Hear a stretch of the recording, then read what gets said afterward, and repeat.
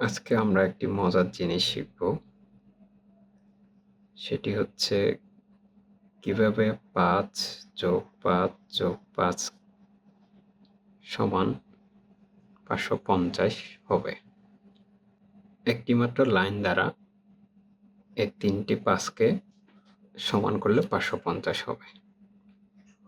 এটি দেখতে অসম্ভব মনে হলেও একটি লাইনের মাধ্যমে, অর্থাৎ একটি লাইন টানার মাধ্যমে এটিকে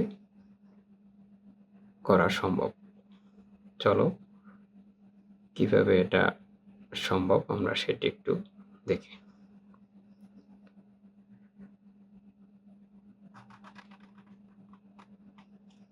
আমরা একটি লাইন টানলাম, ৫ +